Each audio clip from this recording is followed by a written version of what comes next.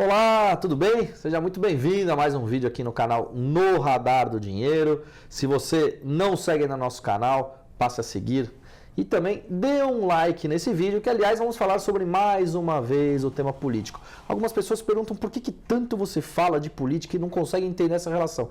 Porque política basicamente tem a ver com economia, que tem a ver com impacto em emprego ou geração de economia em geral no seu país ou até fora, dependendo da empresa que estiver ligado, e também os seus investimentos, ao seu bolso no final. Então não tem como não falarmos de política, especialmente em momentos em que se discute muito esse tema, como tem sido ao longo desses últimos anos relacionado às expectativas para a economia, né? Quando a gente estava lá atrás, no governo Lula, depois o governo Dilma, Michel Temer, a gente tem uma série de características específicas que vêm do mundo político que acabam impactando na economia e, por consequência, no seu bolso. Então, de novo, não tem como tirar a correlação de um com o outro. Por isso que a gente fala bastante sobre isso.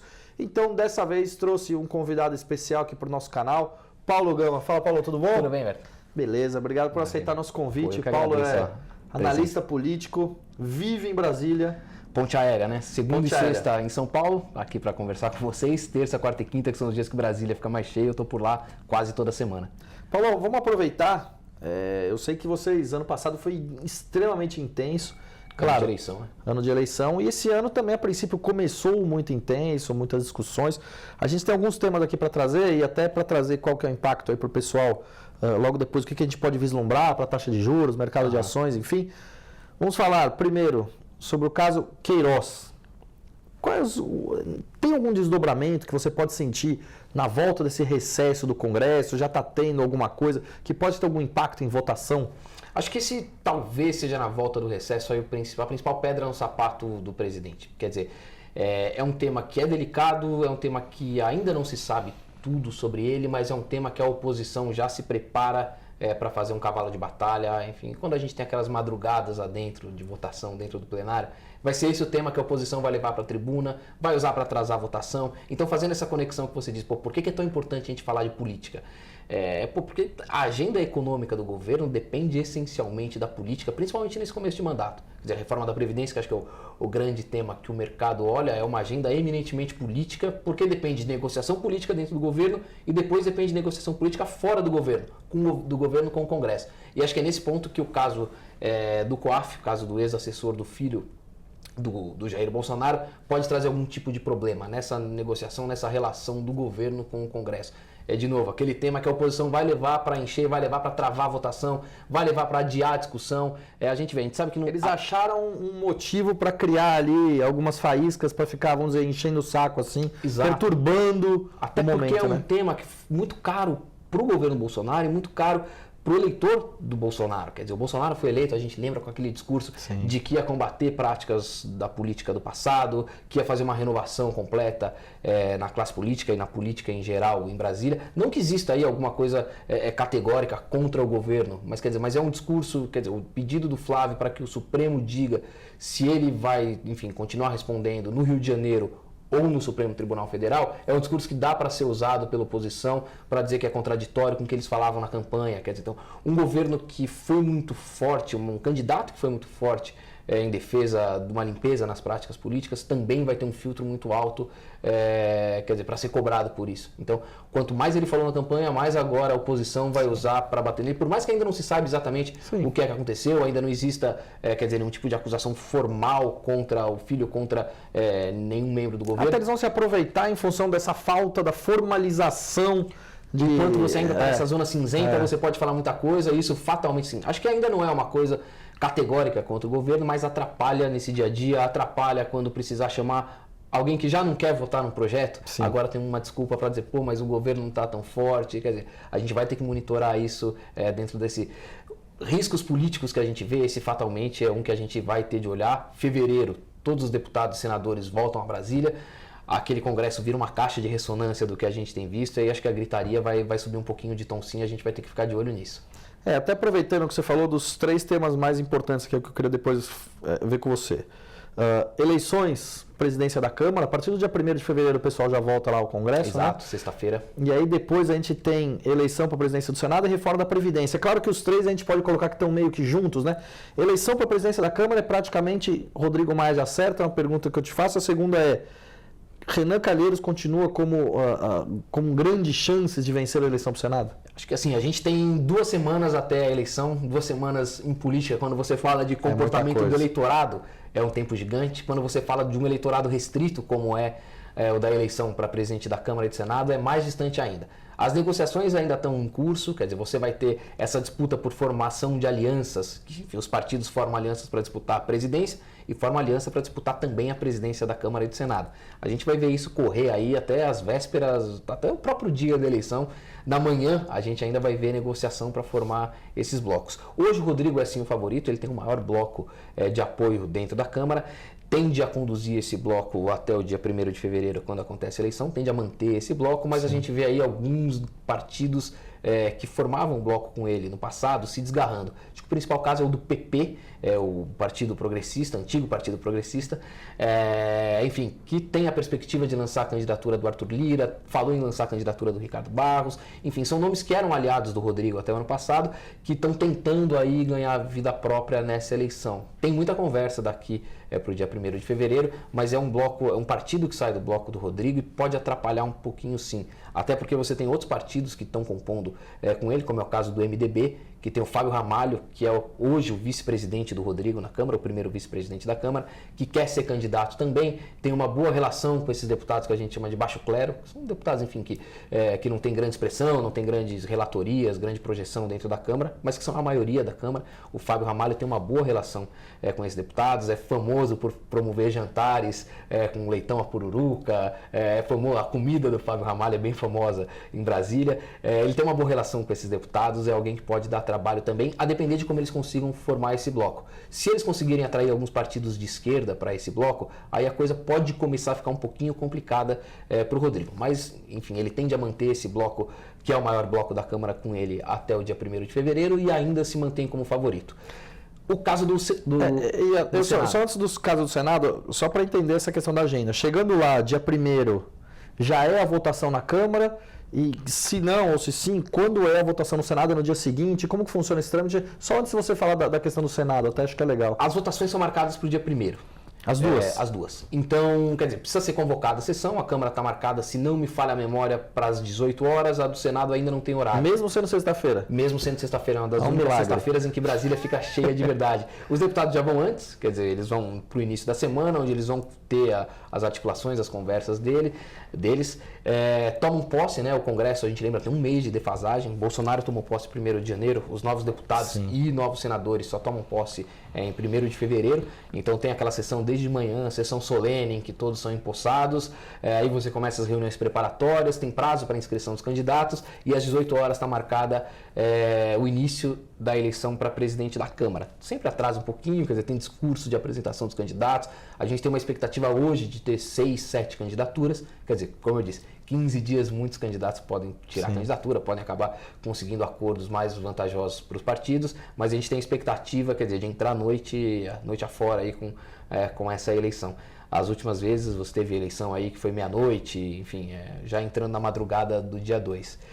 Mas a votação está marcada, a eleição está marcada para começar às 18 horas, e aí você tem primeiro turno, se nenhum dos dois candidatos atingir a maioria de 257 votos, você passa para um segundo turno, os acordos são todos refeitos lá na hora, fica uma confusão, mas é um momento bom da gente acompanhar.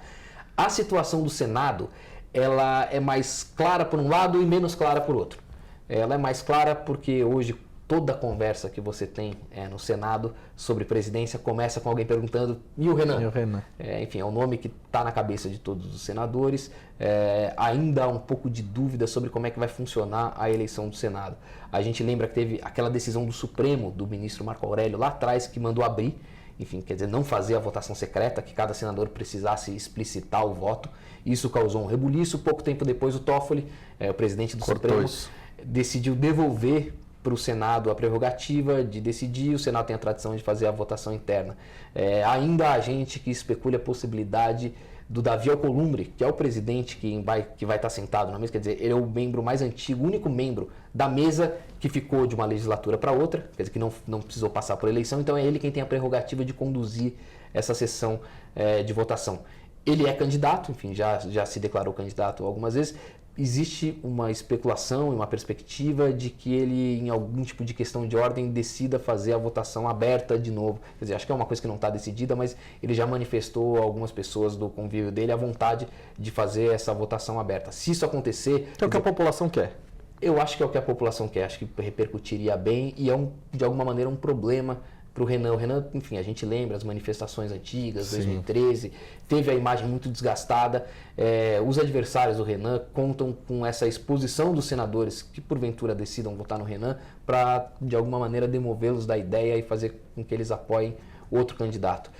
Isso ainda não está muito claro, acho que essa é uma articulação que vai até o final. Um ponto que pesa a favor do Renan: não existe nenhum candidato do outro lado de oposição a ele que consiga aglutinar tanto voto, que tenha sido a grande referência para enfrentá-lo. A gente fala do próprio Davi, a gente fala da Simone Tebet, que, enfim, é uma senadora do MDB, que teria a vantagem de respeitar. O MDB tem a maior bancada no Senado, existe uma questão meio tácita lá de você eleger o presidente que vem da maior bancada. Se o Renan for o candidato, a oposição a ele não vai topar esse acordo tácito e vai tentar bater de frente com ele. Se a Simone sair candidata pelo MDB no lugar do Renan, tem muito senador que, enfim, se opõe ao Renan, que toparia apoiá-la. Então é uma questão que vai se estender aí, o MDB só vai decidir formalmente a candidatura dele nas vésperas da eleição. E aí você tem o Tasso Gereissati, Álvaro Dias, Major Olímpio do PSL, mas não há nenhum nome aí que agregue todos os outros. Acho que esse é um ponto que beneficia o Renan e, de novo, nesses 15 dias a gente vai ver muita coisa acontecer. E o Renan, da mesma maneira que o Rodrigo hoje, com essa configuração, aparece como favorito, o Renan também, com a configuração de hoje, aparece como favorito. Mas, enfim, muita coisa aí para acontecer nesses 15 dias. Paulo, uma coisa muito importante que eu quero trazer aqui para o pessoal, a gente está falando dessa agenda da Câmara, dos presidenciáveis, não agenda da Câmara não, agenda do Congresso, dos presidenciáveis da Câmara e do Senado, que é extremamente importante para dar continuidade na agenda do governo Bolsonaro. Por isso que tanto vai se falar nisso, por isso que isso vai ser exaustivamente comentado. Eu não estou nem falando aqui no meu canal, mas estou falando em todos os canais que a gente for ver por aí, porque é importante, porque os próximos 2 anos, certo? Exato. É quem vai dar vazão aí à agenda. Se o Bolsonaro quer pautar, por exemplo, a reforma da Previdência, se é o presidente da Câmara e o Senado querem pautar essa reforma da Previdência na Câmara e no Senado, entre outros aí, entre outras agendas, como privatização, etc. Né? Esse que é o ponto tão importante. Né? Por que é tão importante? Por que a gente discute tanto isso? Enfim, por que vale tanto para o mercado saber quem vai ser presidente da Câmara e do Senado? Porque é a pessoa que tem mais acesso e mais controle ao que vai ser votado ou não.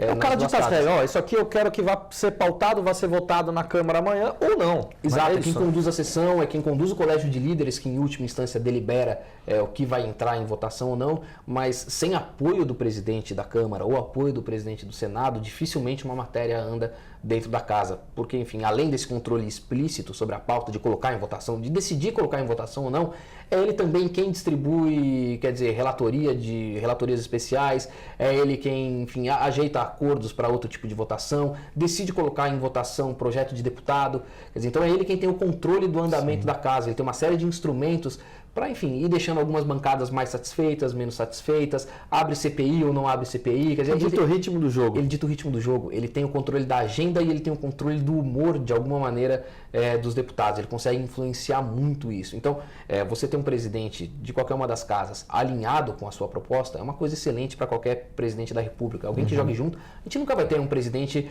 enfim, de cabeça baixa, que diga amém para tudo. E a gente pode ver muito isso o Eduardo Cunha com a Dilma, Exato, né? Acho que 2015 é o melhor exemplo. E aí entra uma coisa que muita gente dizia lá atrás, que era o risco que o governo Bolsonaro não podia correr de apoiar um presidente que perdesse a eleição. Então, enfim, era uma coisa que muita gente dizia, ele não pode brigar com o óbvio, o Rodrigo é o favorito, não tem por que ele bater de frente com o Rodrigo. Uma coisa que a gente escutou no Palácio, na semana passada, no Palácio do Planalto, numa conversa por lá, quer dizer, a gente tem que chegar no dia 1º de fevereiro, a gente, o governo, né, tem que chegar no dia 1º de fevereiro e, enfim, se não for o nosso presidente, diga, pelo menos é alguém com quem a gente não brigou, alguém para quem a gente não trabalhou contra. Tem que ser alguém que a gente consiga manter uma relação dali para frente. E, enfim, é esse presidente que vai decidir uma série de pontos importantes de colocar ou não colocar em votação a pauta do governo, de atrasar ou de acelerar alguns trâmites, de decidir, enfim, chamar para o plenário alguma matéria que esteja enroscada em comissão, e foi isso que aconteceu de diferente em 2015. Quer dizer, a gente lembra lá, Dilma decidiu lançar um candidato do PT contra o Eduardo Cunha, colocou o governo para trabalhar a favor desse candidato do PT, sem uma leitura de que o Eduardo era o favorito, até com essa leitura, enfim, mas decidiu bater de frente, achou que conseguiria ganhar dele, não conseguiu, o Eduardo se sentiu livre aí para tocar a pauta que ele quis, emparedou o governo numa série de projetos e acabou acontecendo o que aconteceu. Esse risco, a princípio, o governo não corre hoje, quer dizer,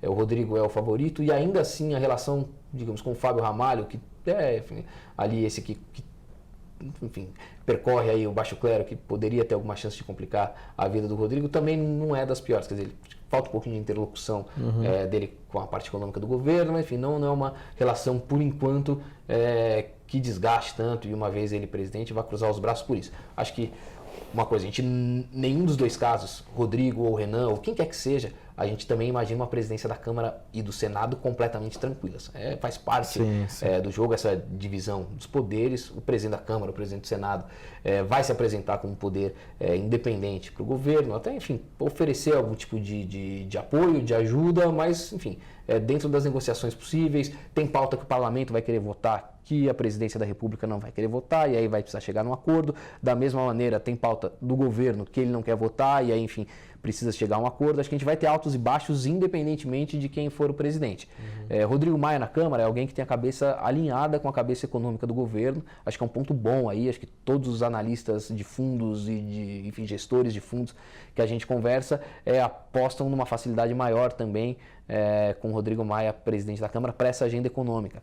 Renan tem feito alguns movimentos de aproximação com o Paulo Guedes, é verdade, mas a gente lembra, o Renan sempre teve presidências instáveis no Senado, acho que nada indica que seria muito diferente dessa vez, apesar aí desse aceno dele ao governo. Enfim, de toda maneira, acho que dá para a gente ter como certeza é que você não vai ter, enfim, uma relação completamente neutra, digamos assim, de governo e Congresso. Sempre é uma relação de altos e baixos, sempre é uma relação com volatilidade, com incertezas que vão precisar ser monitoradas independentemente de quem ganhar. Legal.